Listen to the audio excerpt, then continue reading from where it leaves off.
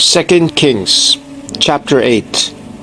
Now Elisha had said to the woman whose son he had restored to life, "Arise, and depart with your household, and sojourn wherever you can, for the Lord has called for a famine, and it will come upon the land for 7 years." So the woman arose and did according to the word of the man of God. She went with her household, and sojourned in the land of the Philistines 7 years. And at the end of the 7 years, when the woman returned from the land of the Philistines, she went to appeal to the king for her house and her land. Now the king was talking with Gehazi, the servant of the man of God, saying, "Tell me all the great things that Elisha has done." And while he was telling the king how Elisha had restored the dead to life, behold, the woman whose son he had restored to life appealed to the king for her house and her land. And Gehazi said, "My lord, O king, here is the woman, and here is her son whom Elisha restored to life." And when the king asked the woman, she told him. So the king appointed an official for her, saying, "Restore all that was hers, together with all the produce of the fields, from the day that she left the land until now." Now Elisha came to Damascus. Ben-hadad, the king of Syria, was sick, and when it was told him, "The man of God has come here," the king said to Hazael, "Take a present with you, and go to meet the man of God, and inquire of the Lord through him, saying, 'Shall I recover from this sickness?'" So Hazael went to meet him, and took a present with him, all kinds of goods of Damascus, 40 camels' loads.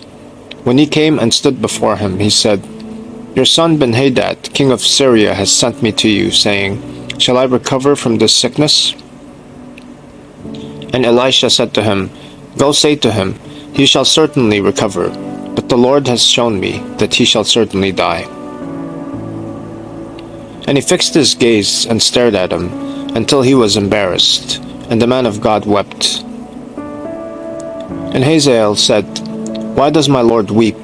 He answered, "Because I know the evil that you will do to the people of Israel. You will set on fire their fortresses, and you will kill their young men with the sword, and dash in pieces their little ones, and rip open their pregnant women." And Hazael said, "What is your servant who is but a dog, that he should do this great thing?" Elisha answered, "The Lord has shown me that you are to be king over Syria." Then he departed from Elisha, and came to his master, who said to him, "What did Elisha say to you?" And he answered, "He told me that you would certainly recover." But the next day he took the bedcloth and dipped it in water, and spread it over his face, till he died.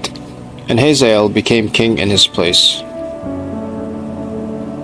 In the 5th year of Joram, the son of Ahab, king of Israel, when Jehoshaphat was king of Judah, Jehoram, the son of Jehoshaphat, king of Judah, began to reign. He was 32 years old when he became king, and he reigned 8 years in Jerusalem. And he walked in the way of the kings of Israel, as the house of Ahab had done, for the daughter of Ahab was his wife, and he did what was evil in the sight of the Lord.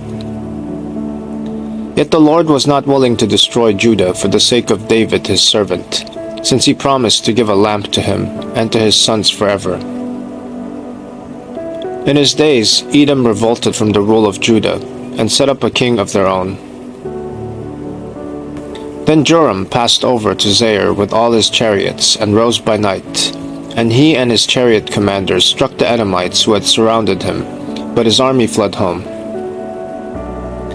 So Edom revolted from the rule of Judah to this day. Then Libnah revolted at the same time.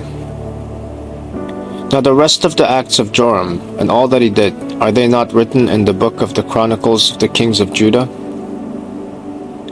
So Joram slept with his fathers, and was buried with his fathers in the city of David, and Ahaziah his son reigned in his place. In the 12th year of Joram, the son of Ahab, king of Israel, Ahaziah, the son of Jehoram, king of Judah, began to reign. Ahaziah was 22 years old when he began to reign, and he reigned 1 year in Jerusalem. His mother's name was Athaliah. She was a granddaughter of Omri, king of Israel. He also walked in the way of the house of Ahab, and did what was evil in the sight of the Lord, as the house of Ahab had done, for he was son-in-law to the house of Ahab.